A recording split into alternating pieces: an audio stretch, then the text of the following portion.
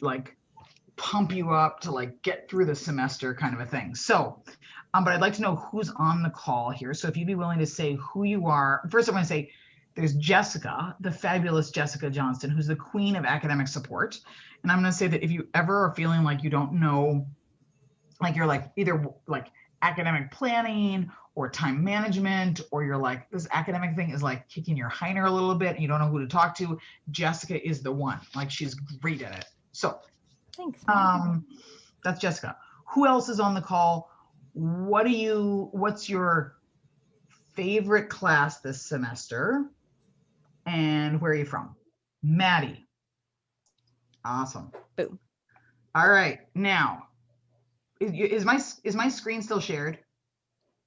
Getting your stuff together? All right. Awesome. So we're going to help you get your stuff together. So this is what we're going to do today. We're going to go through, oh no, this is, Jess, are you telling, or am I doing this part? You are. Oh, so W curve, we're going to talk, just remind you where you are on the W curve, except for Emma.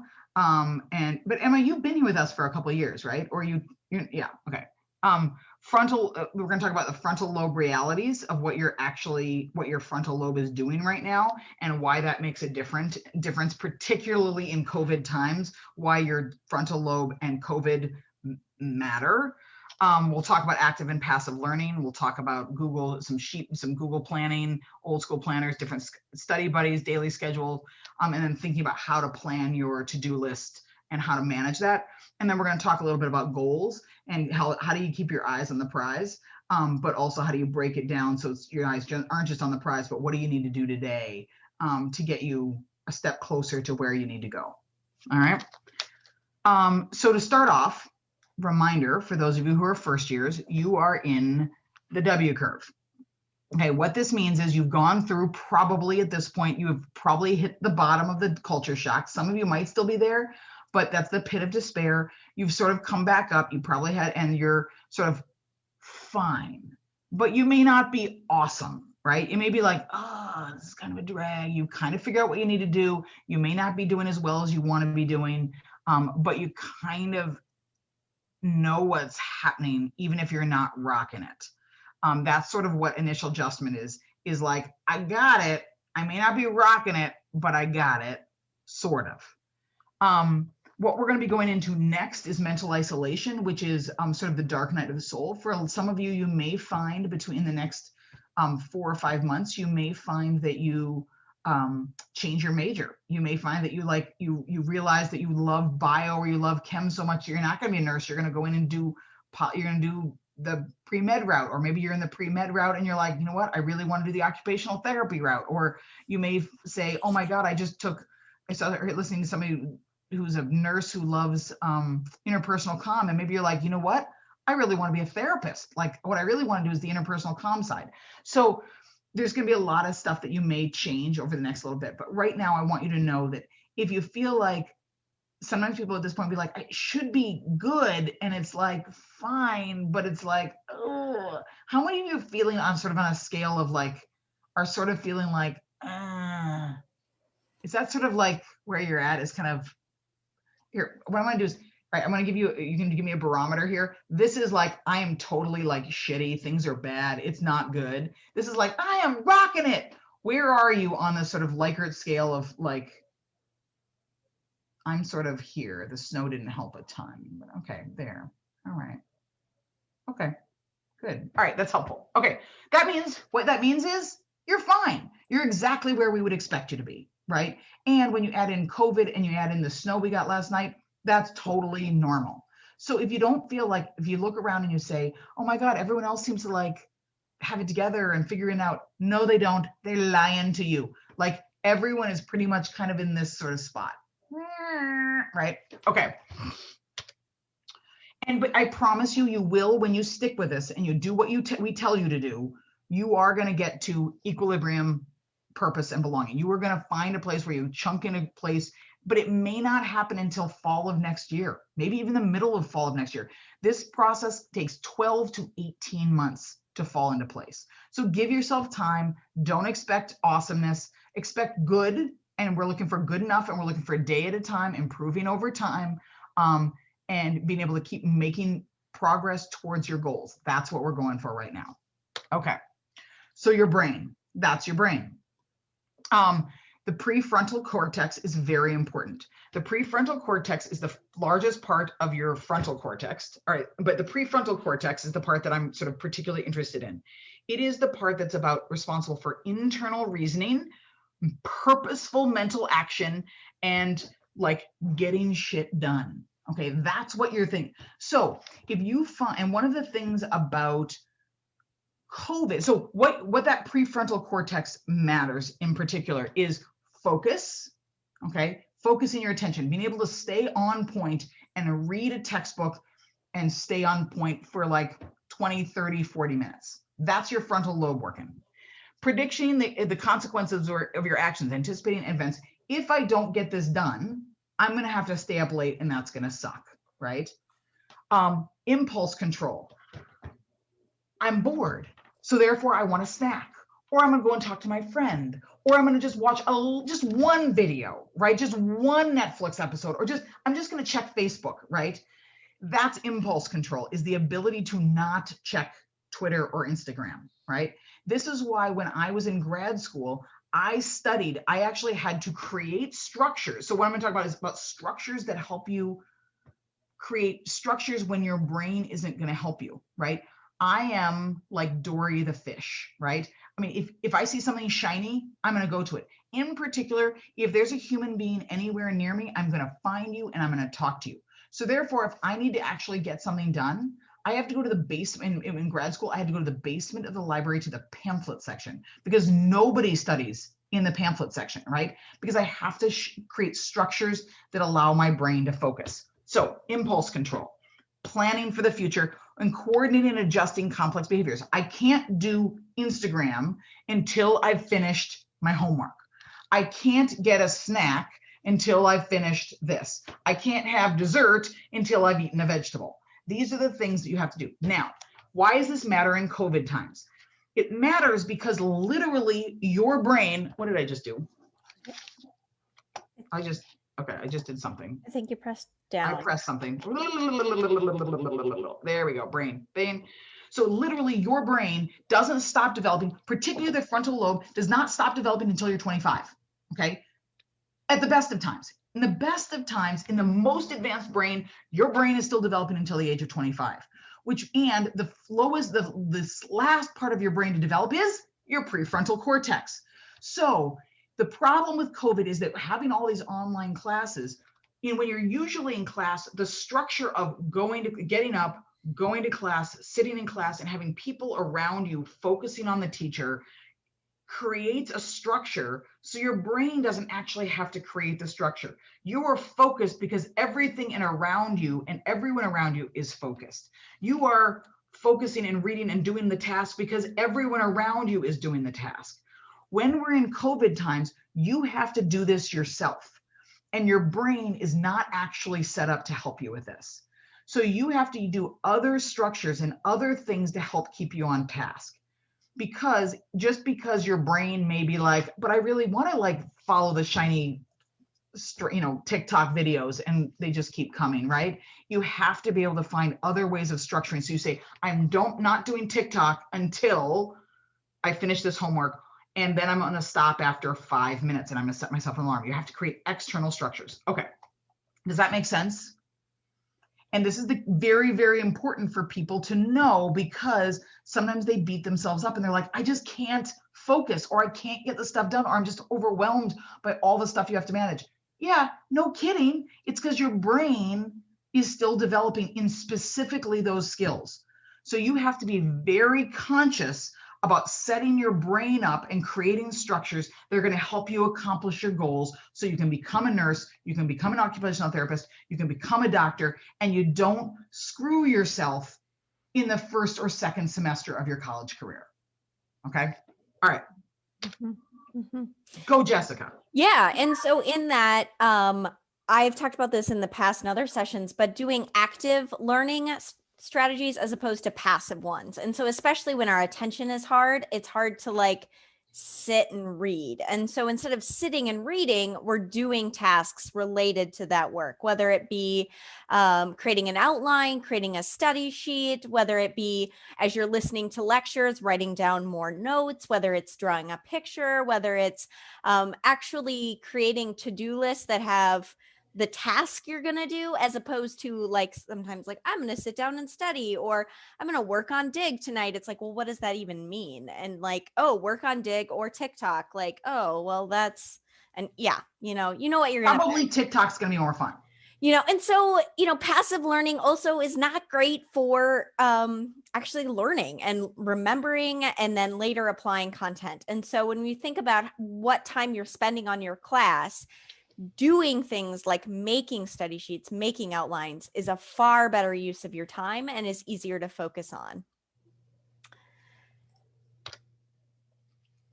Speaking of other active ways to study, I have to plug the Tutoring Center. So the Tutoring Center is both in person and online this semester. This is css.edu/tutoring.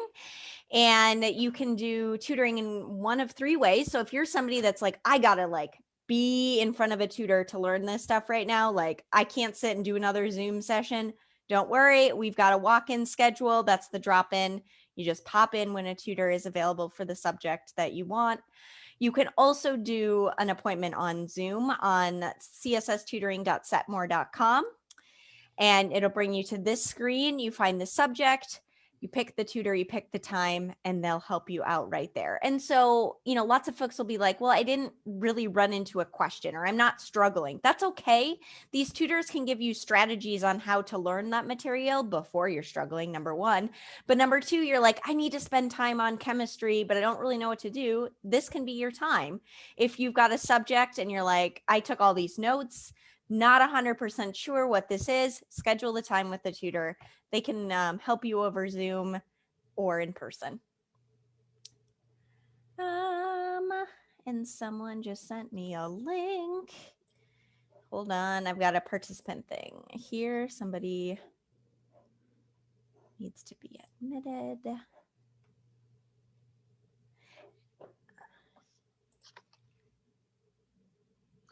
Should I keep going? Or yeah, you keep going. Okay. while I figure out what's going on. So one of the things is that when you're doing your planning, sometimes people will say, I'm going to work on Dig. Not helpful enough, not enough structure, because your brain gets in there and is like, right? You need to, if you can, you want to start with an outline for your day and think through actually a plan. So when you wake up in the morning or the night before, try to write up a schedule for yourself of what you're going to do. Okay. More specific than, because one of the things is when you have large amounts of time, it's very hard to use your time well. So you have to create structures like you would have had if you were going to class. You'd be like, oh, I'm going to my class, so I'm going to work after my 10 a.m. class. I'm going to get this assignment done and that assignment done.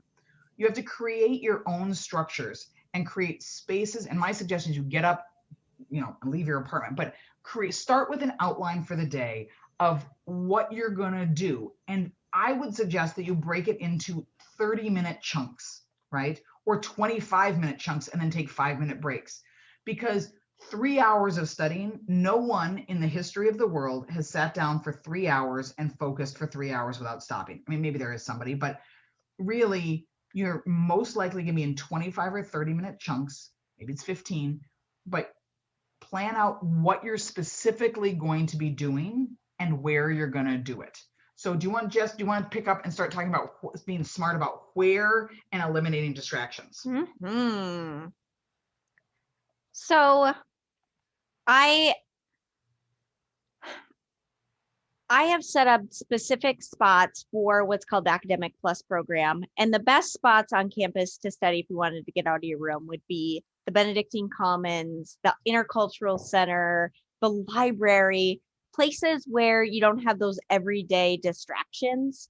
No matter where you are, putting your phone on silent, not having your phone with you, sometimes physically just getting away from your phone, and not being too worried about maybe having the perfect study space. It's just a space where you can get stuff done.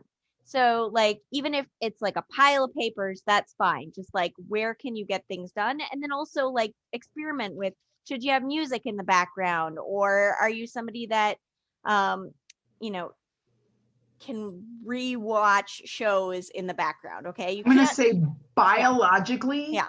you can't actually. So you might be able to tune it out, but the reality is the data shows that humans can only process one set of language at a time. So if you are watching a show or have music with lyrics, I'm going to strongly urge you to find a music without lyrics. So I try to urge my son, who's a gamer, to like listen to the Zelda or like soundtracks from like games that he plays. Yeah. So it feels very comfortable and he enjoys it, but doesn't have language. You want to have all of your language processing going on what you're reading or writing or trying to listen to.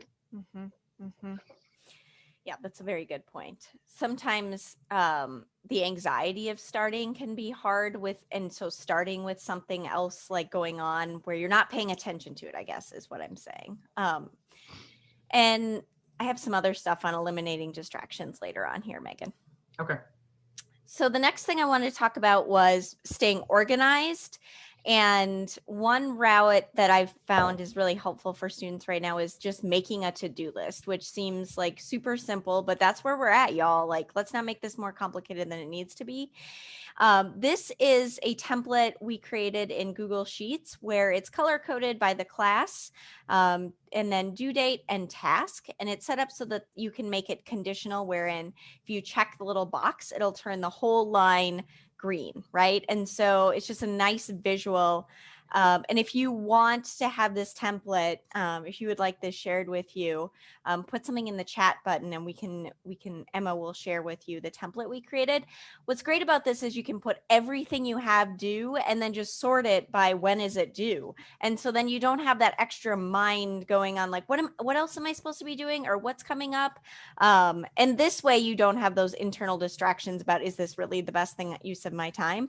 So that's one way of going about it and staying organized.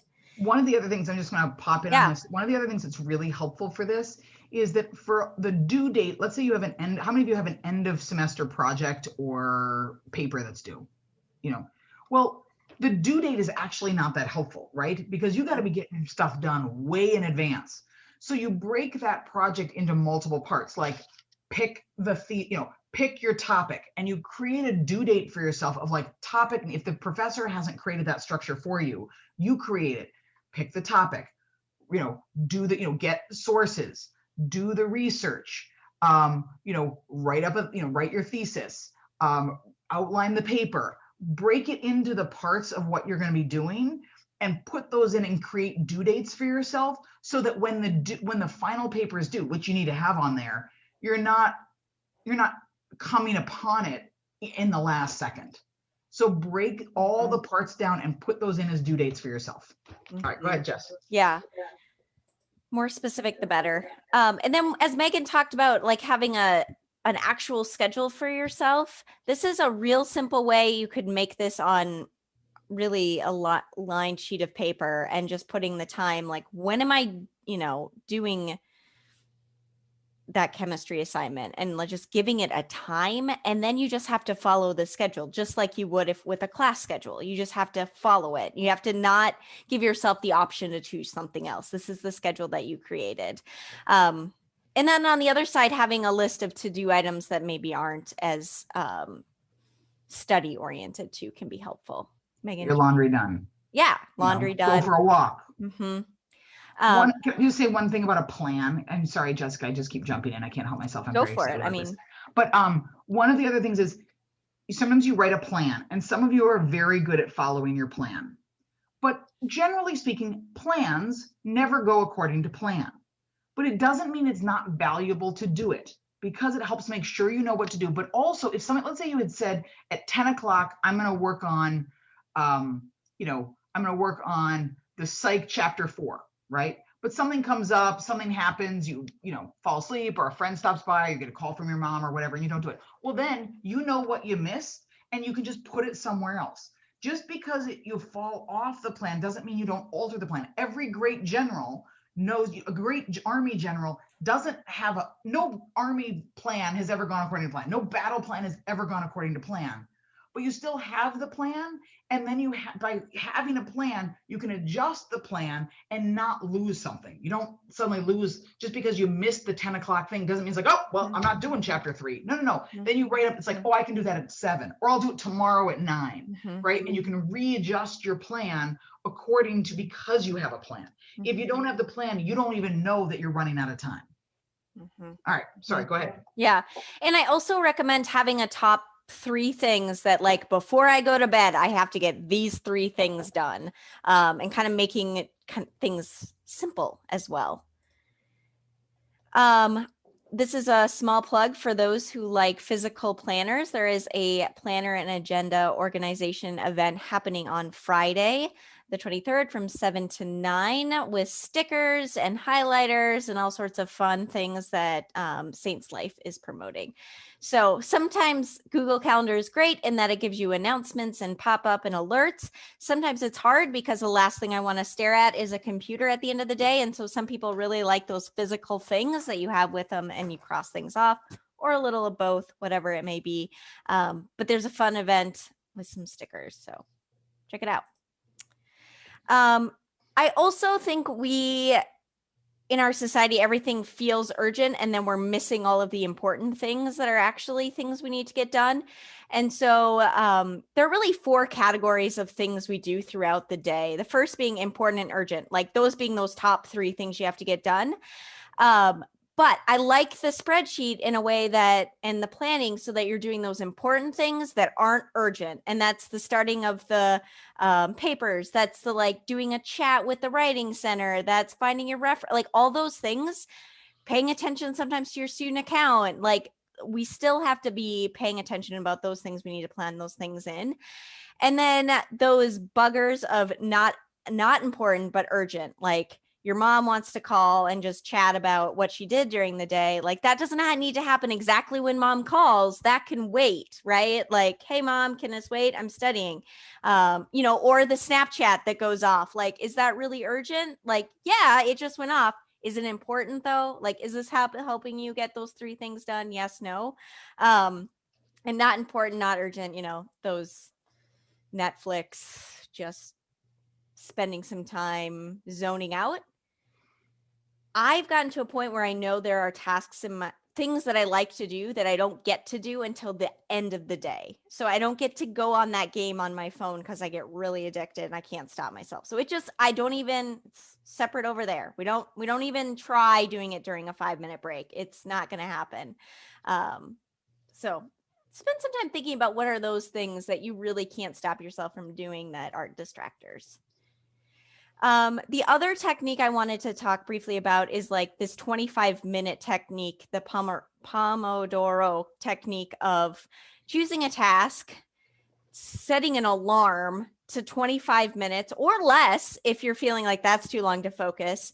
So then you're like, can I do this task for 25 minutes? Could I spend 25 minutes on my math homework? Not get it done, maybe just do it for 25 minutes.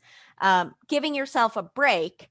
And then deciding if you want to do another 25 minutes or if you want to do something different. But 25 minutes, super small, and maybe even it's 10 minutes. Could I do 10 minutes of this research paper now?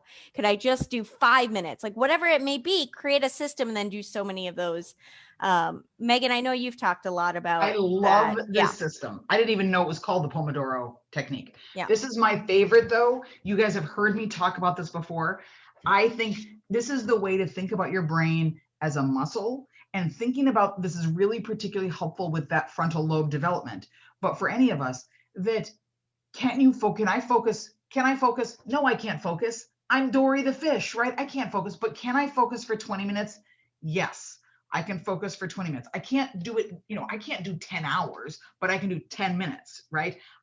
I'm overwhelmed by the amount of work I have to do, but can I work for 20 minutes on my email? Yes. I'm going to set an alarm. I'm going to read through my emails. And at 20 minutes, I'm going to stop and I'm going to get up and I'm going to move my body, get a drink of water, and then I'm going to sit back down. The key with this technique is that you don't just say, oh, I'm doing fine, and just keep plowing. No, you take the break and then you come back, right? And then every couple of chunks, you take a little bit longer break and do some self-care. And I'm going to talk about the Benedictine balance later, but this is a super huge, and you can increase your time. I mean, maybe 25 or 30 is all you do, right? And I actually think that's great, but maybe you can only focus for 15 minutes, do 15 minutes, but you don't have to say, well, I'm overwhelmed, I can't do anything. No, you don't have to do everything. You don't have to do anything. You just have to do 15 minutes, and you can do 15 minutes. And there's an app. Forest is an app that helps you stay focused. And so I don't know if anyone's used this or not, but you the longer you stay focused, the bigger the tree goes. I don't know how they calculate this out. Not tried it, but other students say it's kind of a fun way of getting a tiny little reward, a visual reward for focusing. And more on getting out of your room if you're feeling like you want a study space. It's maybe not the tutoring center, maybe not even like the Benny Commons, but a classroom. We've booked various classrooms through the rest of campus. They have different times for when really class isn't happening in those spaces. And you don't have to do anything. You just have to show up and whether it be a Zoom session or just writing on the board. And this is at css.edu tutoring. And you're allowed to go into those rooms. I mean, this is now somebody might yell at you because but they won't, and you can say, Megan Perry Spears told me, and then they can come and yell at me. If you were in a room by yourself, you can close the door and be maskless while you're on a Zoom session. So if you and your roommate, you're like, oh my God, my roommate's on the Zoom and I'm on Zoom, I need some place to go, but I hate being on Zoom in my mask. You can go into a classroom, shut the door, and take your mask off if you're alone, okay? That's how it works. Like right now, I'm in my office, my door is shut. If somebody walks in my office, I got to put my mask back on, but that's going to be fine. Now, if somebody might give you a hard time, you can say, Megan Perry Spears told me, MPS told me I could. And then they can say, she told me to send you to you or to her, whatever. You send them to me. Yeah. We want to make sure that we have some spaces for y'all. All right. Any questions about that before we launch into goals? All right, we're going to do the thumb thing again. Does that seem like whether you, I'm going to ask two questions. What we talked about, do those techniques make sense on why they are valuable? This is like, yes, this makes sense. This doesn't make any sense. Or somewhere in the middle, you're like, yeah, it kind of makes sense. Okay, now I want to know in terms of your realistic, so how good are you at doing this? Like today, like how good are you at doing this? Actually, before this workshop, how good are you at doing these kinds of techniques? Because you know that you should. How good are you at actually doing them? Okay. And then is there any sense of whether you think that, how committed are you to doing something that we just talked about tomorrow? Is there anything that you were like, I'm going to do this tomorrow? Like, I can do this tomorrow. There's something in that I think I'll be able to do. Perfect. Okay, great. Thank you. That's helpful for me. All right, goals. We're going to talk about goals. And what I want you to do right now is I want you to have a piece of paper in front of you. And I want you to write down your goal. Now, I started off and asked you, what do you want to do with your life? And that was not random. I want you to write down, what's the goal of your education? Like, what are you going to be when you grow up? Now, for my friend Austin, who is not, that was Joseph. Joseph does not know what he wants to do when he grows up, right? Or was it Austin? One of you guys. Joseph, you don't know, right? He doesn't know specifically in computers. Specifics, okay. So get as specific as you can. It does not mean you have to know, right? But get it as specific, like, I kind of want to work in healthcare, or I want to get a good job, okay? Or I want to be the first person from my family to graduate from college, okay? So it doesn't need to be that you're going to have you have the whole white picket fence and the whole thing. Get as far out as you can see and write down what you got. I am going to be the first person from my family to graduate with a 4-year degree.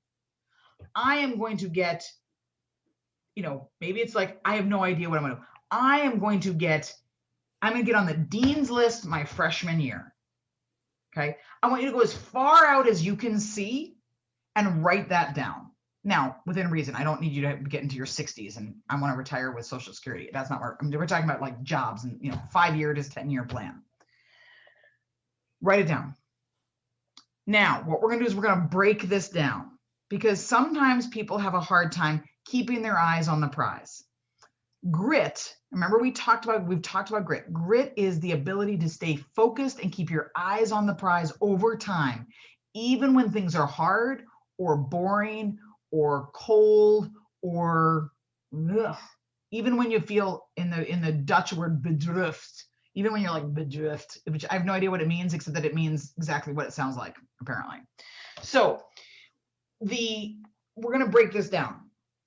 So what do you need to do? We're going to break it down. Let's go to, I'm going to graduate from college and get into I'm going to graduate from college. Well, what do we need to do this semester, this term, this month, this week, and today to graduate from college, right? Because sometimes people don't connect that what you're doing today matters on getting to college or graduating from college. It really does. So, but you need to focus on what you can control and what you can't control. And in a world that is kind of a dumpster fire and COVID is going crazy and all that stuff, and you wish things were sort of different, what can you control today, tomorrow, this week that keeps you on track to get your goal?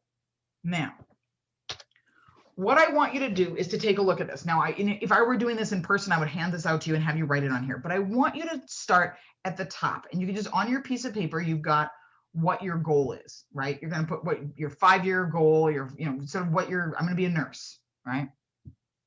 So this year, what are 2 things that you need to accomplish this year to make your goal, to get on towards your goal of being a nurse? Now, I believe the GPA requirement is Jess, is it a 3.5, 3.7? Really usually it's a 3.4 is what we aim for to 3.4.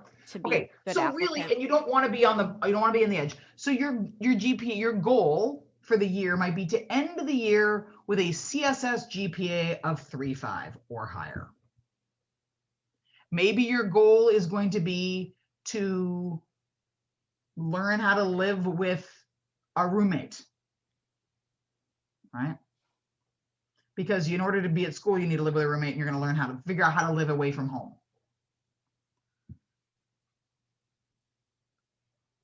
I want you to think about, so then if the goal is to graduate from college, what do you need to do this semester? Well, I need to pass all my classes. Key with passing though is C's get degrees, but C's do not get grad school. They don't get into nursing program and they don't get jobs, right? B's and higher are what we're going for. Okay. Now, does that mean that, oh my God, I suck if I got a C? No. But we're looking at averages. And I want you to keep your eyes on the prize. The goal is not C's. The goals are A's and B's. The goals are actually excellent learning is what you're really going for. So what is it going to take this semester? Now,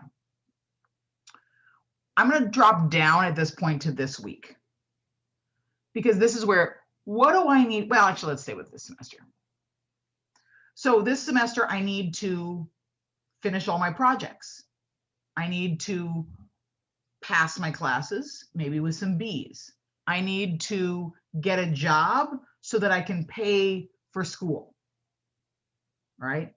I need to stay healthy so I don't get COVID and have to miss class.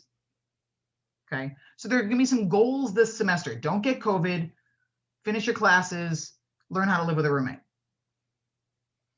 So in order to do that, what do you need to do this month? Well, maybe what we need to do is you need to make sure that you're having a plan for what you're going to do for Thanksgiving.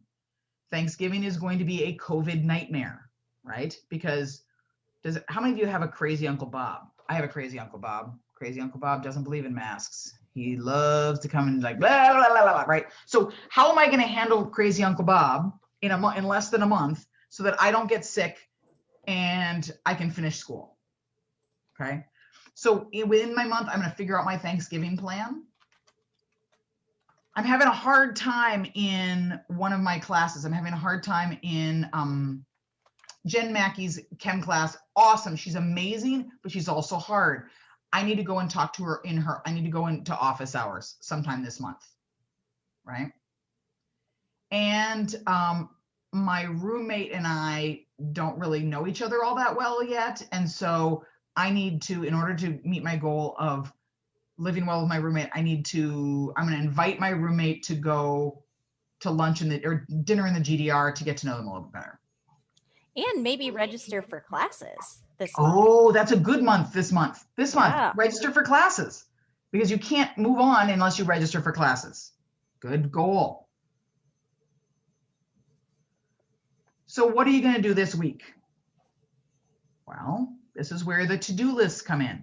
What are you going to do this week that needs to get done in order to keep you moving? You need to do your homework, and you're going to break that into sections and into parts.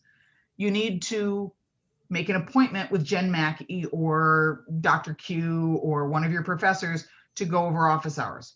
You need to make an appointment to get advised if you haven't gotten your advising, right? You need to connect with your roommate.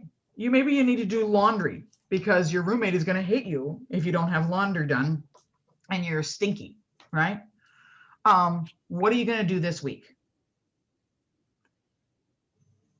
And so it comes, but one of the things is that when you start doing all this, it can feel a little overwhelming of all the stuff that has to be done. Now I'm going to go back to Joe. Was it Joseph? Joseph, you're the one that has you like comp sci, right? Great. So you may be like, I'm not exactly sure what I want to do. So maybe one of your goals this month is to go to career services, and you put on your 1 month, and maybe even put on this week, I'm going to make an appointment this week to go and see career services to talk through, how do I want to use my love of computers, and what's the best place and way for me to start preparing, and what careers might be good for me, and therefore what majors should I be thinking of? Should I be doing HIM and comp sci, a double major? Should I be doing just one? What do I want to be doing, right? Do I want to do management and computers?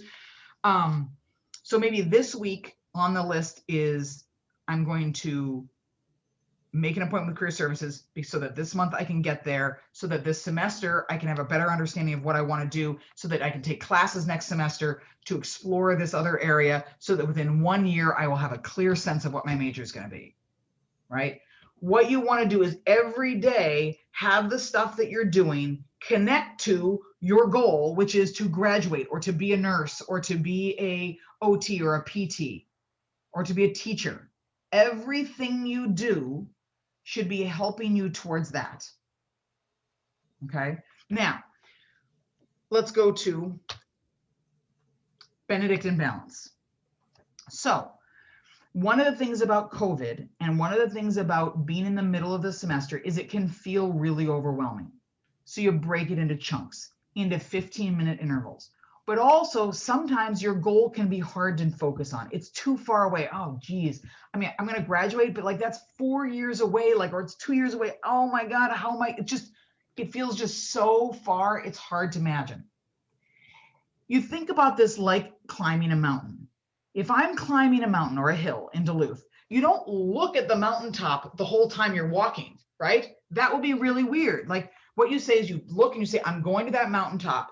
And then you say, I'm going to do 100 steps, right? Before I breathe again. So you count to 100 steps, or you sing a song, I'm staying alive, woo, woo, woo, woo. And you climb yourself up that mountain, or you say, I'm going to walk to that bush. When I get to that bush, I'm going to take a pause, right? It's the same thing with life.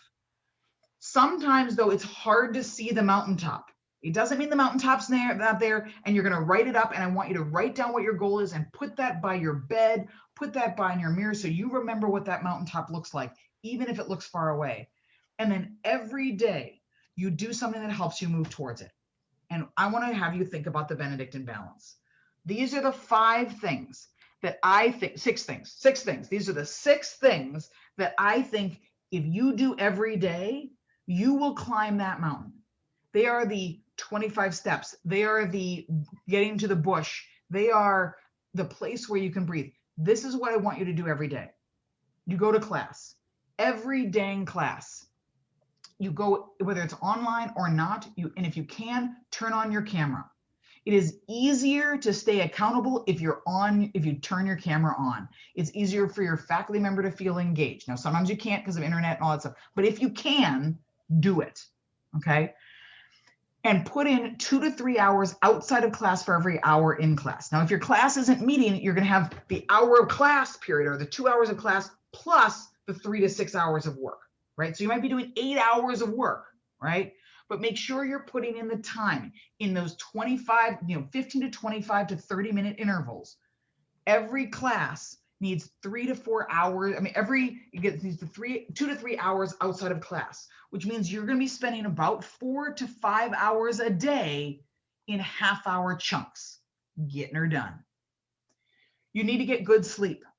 It is so easy to let your sleep get wacky when you don't have to go anywhere in the morning, right?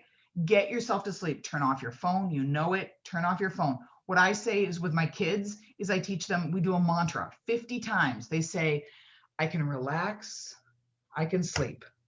And they breathe in. 1. I can relax, I can sleep. 2. And they have to go to 50. I can relax, I can sleep. And they try to get themselves to sleep and come down from their day and get a good 8 hours of sleep.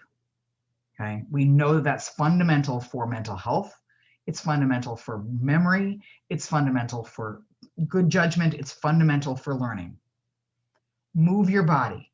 If you're going to do the Pomodoro method and you take take the 5-minute break after every 25 minutes, do some jumping jacks. Do a couple of what do you do when you go on your elbows and plank. Do a 1 minute, do a couple 30-second planks. Do some jumping jacks. Go for a quick brisk walk around Summers Hall. Do something that moves your body. It also might be in one of your longer breaks. Go for a run, go for a walk, go to the gym. But make sure that you're moving. Moving your body doesn't mean you have to be a gym rat. It means that you take the time to jumping jack, get up and walk. I mean, I go and walk down and get tea. I try to walk to the end of the hallway and back every hour so that I'm moving my body. Eat real food. This is where the impulse control, before you eat the Pringles or the Doritos or have the energy drink, have you had some vegetables? Try to eat as much real food as possible. And by real food, I mean things that have 4 ingredients or less, right? If it's something you bought in a package, it's probably not very real, but try to have as much real food, particularly fruits and veggies, as you can. Your body will thank you. Foster human connection.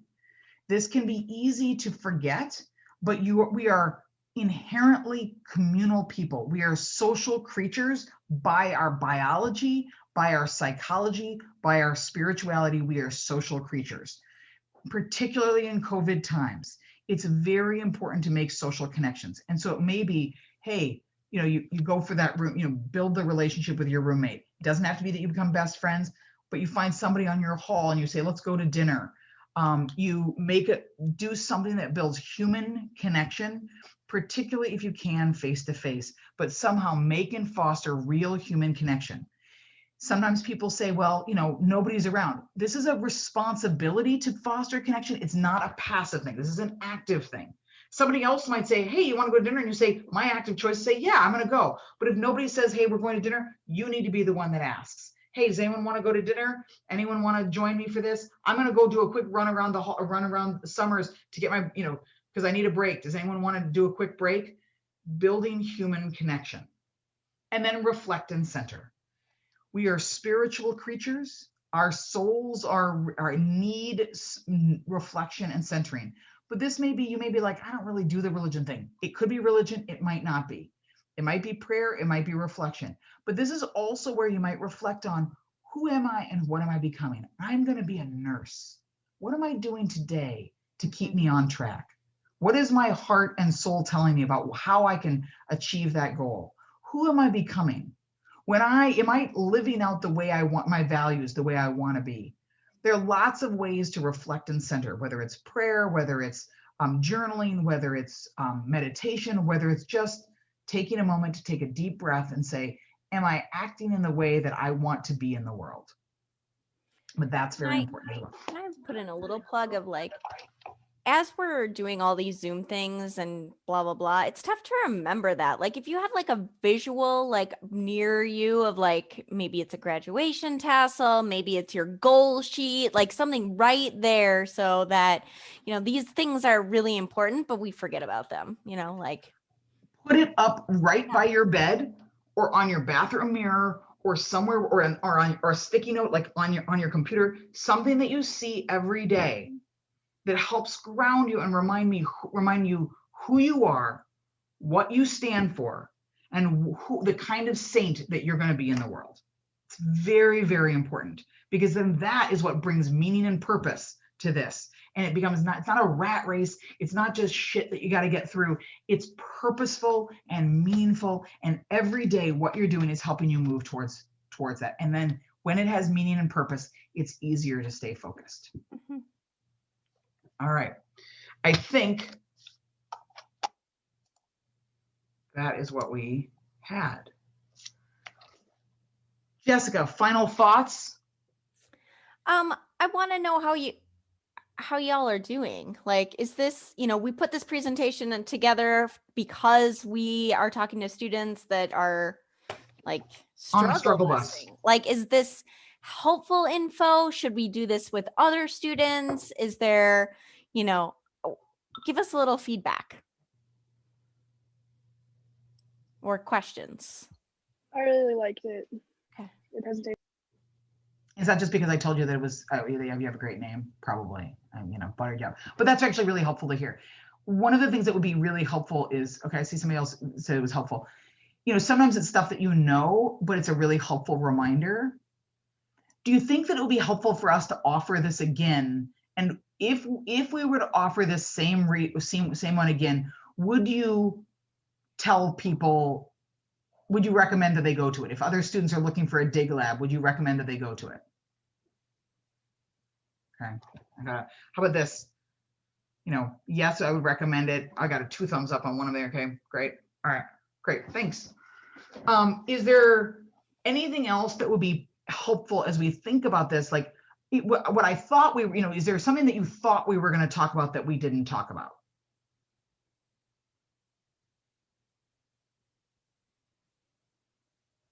Maybe some other self-care tips aside from the Benedictine balance. Great. Okay, good.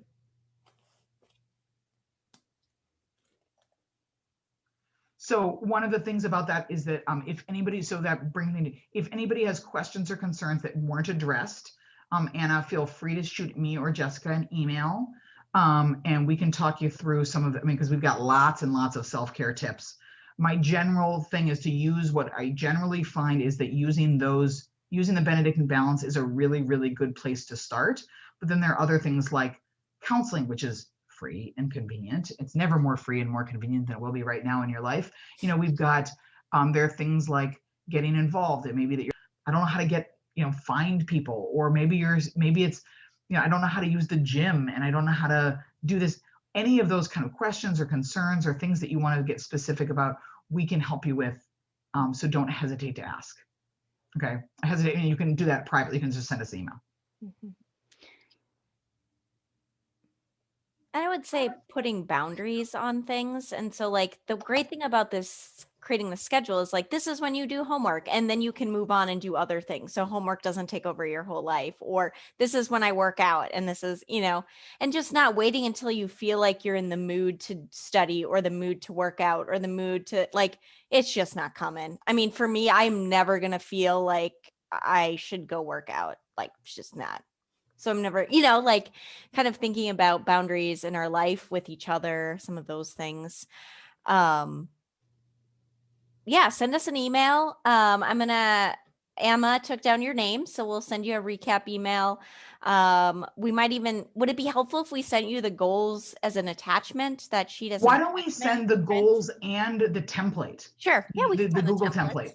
Yeah. Why don't we send both of those? Yeah. Is there anything else that would be helpful? Do people want the PowerPoint? Would that be helpful too? We could send them the PowerPoint. I mean, it doesn't hurt. Yeah. Yeah. Okay, we'll send a follow-up. All right. 3:30, 1 hour. Booyah. Go and if you have nothing right now, take 5 minutes to go for a walk, move your body, drink with some water, take a little moment, breathe, and then another 20 minutes. All right. Rock on. Good luck. Bye, everybody. Thank you. Thank you. Thank you. Bye.